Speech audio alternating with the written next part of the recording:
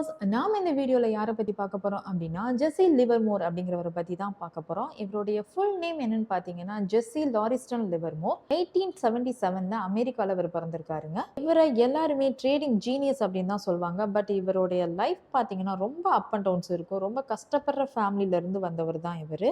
அவரு தன்னுடைய 14வது வயசுல தான் ஸ்டாக் மார்க்கெட்ல என்டர் ஆகுறாரு. பேப்பர் ட்ரேடிங் மூலமா வேற யார்கிட்டயுமே எந்த கைடன்ஸும் கேட்காம செல்ஃப் லேர்ன் பண்ணிட்டு தாங்க ஒரு பெரிய மில்லியனர் ஆயிருக்காரு இவரு. 1929ல ஒரு பிக் டிப்ரெஷன் வர்றப்போ எல்லாரும் லாஸா ஃபேஸ் பண்ணிட்டு இருக்கப்போ ஜெஸ்ஸி மட்டும் தாங்க மார்க்கெட்டோட கிராஷை ப்ரெடிக்ட் பண்ணிட்டு ஷார்ட் செல் பண்ணி $100 மில்லியன் வந்து ஏர்ன் பண்ணியிருக்காருங்க. ஜெஸ்ஸி லிவர்மோரோட 3 கோல்டன் ரூல்ஸ் என்னன்னு தெரியுமாங்க? ஃபர்ஸ்ட் ஒன், மார்க்கெட் ட்ரெண்டை ஃபாலோ பண்ணுங்க. நீங்க மார்க்கெட் கூட சண்டை போடாதீங்க. செகண்ட் ஒன் என்னன்னு பார்த்தீங்கன்னா உங்களுடைய எமோஷன்ஸை கண்ட்ரோல் பண்ணுங்க. ஃபியர் அண்ட் கிரீட் தான் ஒரு ட்ரேடருக்கு பிக்கஸ்ட் எனிமின்னு சொல்றாருங்க. லாஸ்ட் ஒன் என்னன்னு பார்த்தீங்கன்னா ரிஸ்க் மேனேஜ்மெண்ட். ரிஸ்க் மேனேஜ்மெண்ட் ரொம்ப இம்பார்ட்டன்ட்னு சொல்லியிருக்காருங்க. என்னங்க, ஜெஸ்ஸி லிவர்மோரோட ஸ்ட்ராட்டஜிலாம் என்னன்னு தெரிஞ்சிருச்சு. நாமளும் யூஸ் பண்ணலாமா? யாரெல்லாம் யூஸ் பண்ண போறீங்கன்னு கமெண்ட்ஸ்ல சொல்லுங்க.